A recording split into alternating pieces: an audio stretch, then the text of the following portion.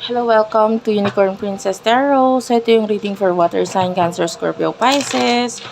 Take only what resonates. Hindi po ito magre-resonate sa lahat. So, kunin mo lang yung mga messages na magre-resonate para sa'yo.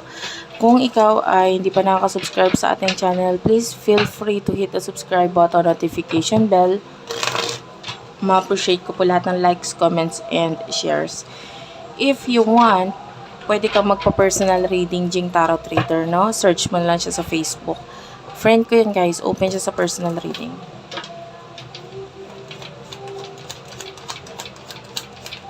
So, again, this is for water sign, Cancer, Scorpio, Pisces. Strength card is here. The star is also here. Ayan. Tapos, yung ano mo naman, yung side naman ng person na kakonect mo. We do have here the shadow side.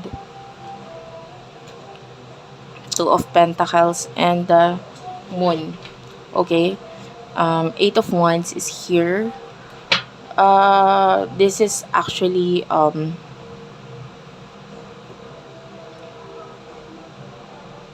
maybe a soulmate connection. Malakas yung sign ng ano dito, soulmate connection.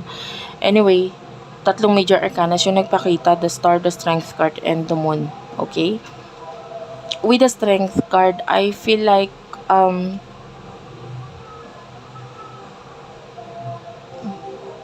don't know if you're dealing with a best friend or a friend na parang anytime nandyan lang siya para sa'yo. Maybe hindi para sa lahat, pero maaaring hindi ka ganun ka-attracted dito sa person na ito. Pero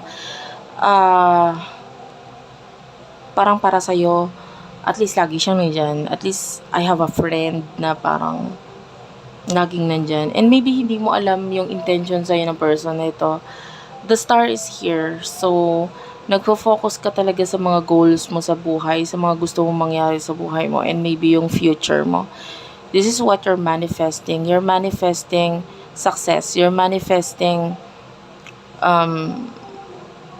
maybe money, ganun. Hindi ko alam kung iba sa inyo, iba-iba yan, pero nandun yung focus mo talaga.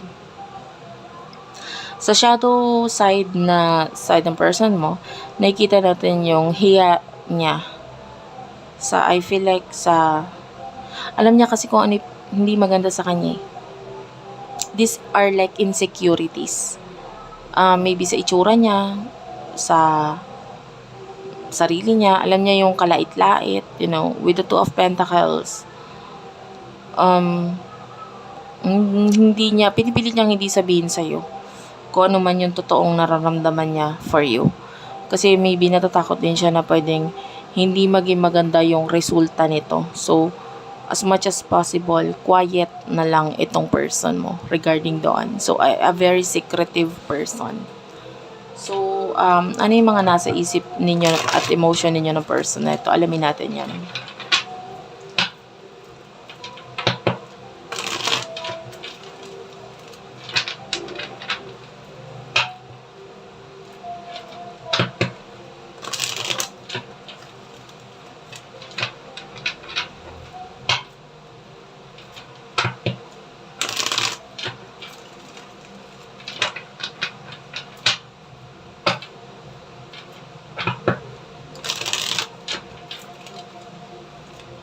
Ano yung mga nasa isip at emotions ninyo ng person mo?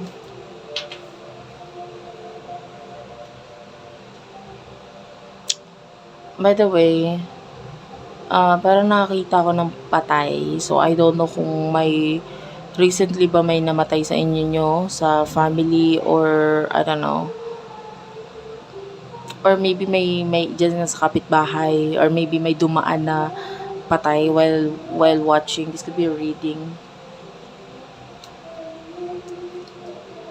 Seven of Swords is here, and the Nine of Swords. The Empress. Oh, see? I told you, hangang-hanga sa yung person na ito. This person has a lot of love for you with the Ten of Cups. Paghanga, pagmamahal. And with the Seven of Swords, I do feel like Actually, pagdating sa emotion mo, wala kang pakialam, parang ganun. Kasi maybe you see this person as a friend, tapos marami ka pang ibang dapat isipin or problema sa buhay mo na yun yung focus mo talaga. Hindi naman talaga tong person na ito eh. So, I don't feel like attracted ka sa person na to. Kabaliktaran yan eh. Sobrang attraction ang nararamdaman niya sa'yo. Pero ikaw, parang wala kang pakialam sa kanya.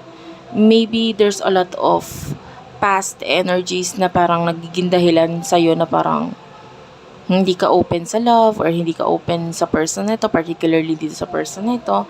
I can see that you have a lot of problems ngayon para unahin yung love na yan. Alam mo yon. I can see the letter K, by the way. This could be your reading. Initial na letter K, letter E, letter V, T, M. Okay lang kahit di ko nabanggit yung initials mo or ng person mo ha. But yeah, I can see na gusto mo yung person na to maybe as a friend. And hanggang doon lang yun. Hanggang friend zone. So, what will happen in the future for the both of you?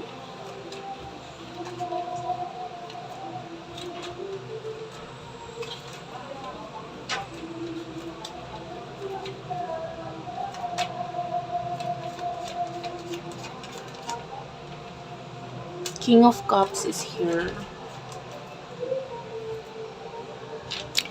Okay. I don't know if you're hearing the song, no? Kasi sa background ko is yung tugtog is parang kaibigan lang pala. So that is weird kasi yung reading is parang ganun yung energy, parang kaibigan lang pala. Pero para sa kanya may something na. So ganun yung nakikita nating energies dito. Anyway, yeah, the Six of Cups is here. I can see partnership sa inyong dalawa or maybe friendship na nagtutuloy-tuloy with the Six of Cups in the future. I can see your person will be focusing sa money, career, ganyan. And with the King of Cups, nakikita natin that you are open for love. Pero with the Four of Swords, not this kind of love. Mas nakikita natin na umiiwas ka dito sa person na to pagdating sa ganung klaseng usapan in the future, you know, when it comes to relationship, love, kasi hindi mo talaga siya gusto.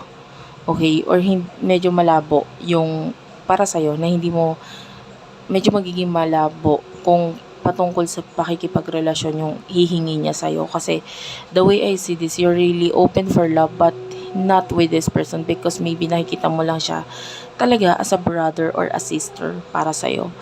And yeah, but I can see this person, hindi naman na siya maghahangad ng higit pa doon dahil alam niya kung hanggang saan lang talaga siya para sa'yo.